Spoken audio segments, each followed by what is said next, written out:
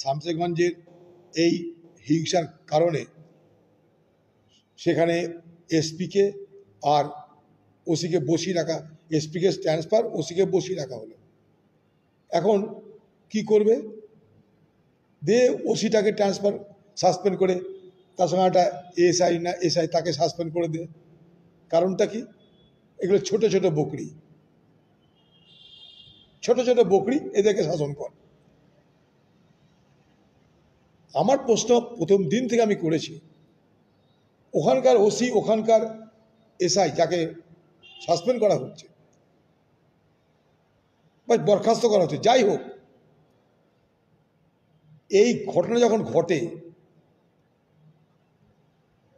তখন তাদেরকে সক্রিয় হয়ে ব্যবস্থা নিতে কে মানা করেছিল? মোবাইলের যুগ, সবাই সব কিছু জানছে, বুঝছে, মিডিয়াতে চলে আসছে কে কোথায় যাচ্ছে না যাচ্ছে। আর 5 থেকে 7 মিনিট দূরত্বের থানা, তারা জানে না? আমার প্রশ্ন, তাদেরকে মানাটা করলো কে? যে তোমরা এখন যেও না, নিষ্ক্রিয় থাকো। এই কাজটা কে করেছে? এই কাজটা করেছে স্থানীয় তৃণমূলের নেতারা। তারা চেয়েছিল একটা ঝামেলা হোক, ঝঞ্ঝট হোক, হিংসা হোক,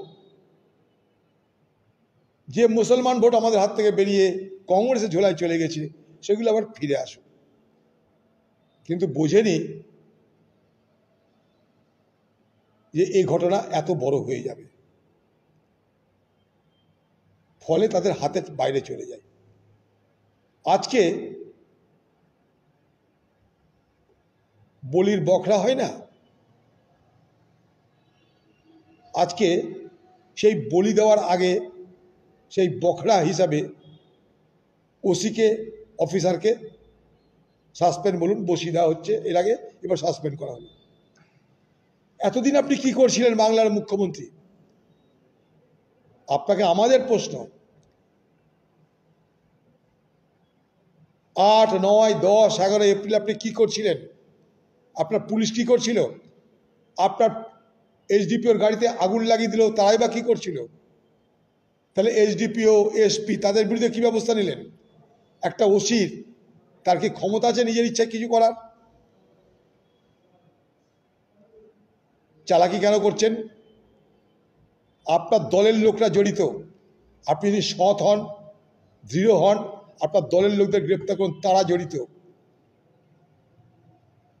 আপনারা জানেন, শুনে রাখুন তাহলে, যেদিন আমি গেছিলাম জাফরাবাদে, কোথায় এক পরিবারের বাবাকে, ছেলেকে খুন করা হলো। ঘটনাচক্রে তারা হিন্দু পরিবার। সেই একই দিনে আমি গেছিলাম সুতিতে, গুলিতে একজন মৃত্যু হয়েছে ঘটনাচক্রে, সে মুসলমান, নাম এজাজ আহমেদ। সুতিতে কিন্তু হিন্দু মুসলমান হলো না, হলো কোথায়? শামসেরগঞ্জে। সেই জাফরাবাদের পরিবারের অবস্থা কি ছিল জানেন? তাদের ক্ষমতা হচ্ছিল না হিন্দু পরিবারের শ্রাদ্ধের ব্যবস্থা করার। 3 দিন পর শ্রাদ্ধ, অপমৃত্যু 3 দিন পর শ্রাদ্ধ। ফিরে এলাম বহরমপুর, এখান থেকে লোক পাঠিয়ে তাদের শ্রাদ্ধ শান্তির ব্যবস্থা করেছিলাম আমরা। এবং আরও জানুন, ওখানে কংগ্রেস দলের যে মুসলিম নেতৃত্ব, তাকে আমি দায়িত্ব দিয়ে এসেছিলাম, এই হিন্দু পরিবারটার পাশে আপনাদের দাঁড়াতে হবে, প্রমাণ করতে হবে এখানকার মুসলমান সম্প্রদায়ের মানুষ তারা এই বিপদের দিনে হিন্দুর পাশে দাঁড়াচ্ছে। শ্রাদ্ধের জন্য টাকা পয়সা সমস্ত কিছু ব্যবস্থা তারা করল। দুর্ভাগ্য কি জানেন? সেদিন ওই গ্রামের ওই পরিবার একটা পুরোহিত খুঁজে পায়নি যে তার শ্রাদ্ধ শান্তি করবে। অথচ তাদের সেই শ্রাদ্ধ শান্তি করার জন্য কংগ্রেসের পক্ষ থেকে আমি বিশেষভাবে নির্দেশ দিয়েছিলাম, মুসলমান নেতৃত্ব বেশি করে থাকতে হবে। আমরা সেটাই করে চলেছি ওখানটায়। পুরোহিত খুঁজে পাওয়া যায়নি, কিন্তু অবস্থাটা বোঝার চেষ্টা করুন। গোটা গ্রাম বিএসএফ কেন্দ্রীয় বাহিনী, কিন্তু পুরোহিত খুঁজে পাওয়া যাচ্ছে না। আতঙ্কটা কোন লেভেলে ছিল? আতঙ্কটা কোন লেভেলে ছিল? পুলিশের গুলি খাওয়ার পরেও গুলিবিদ্ধ যারা হয়েছে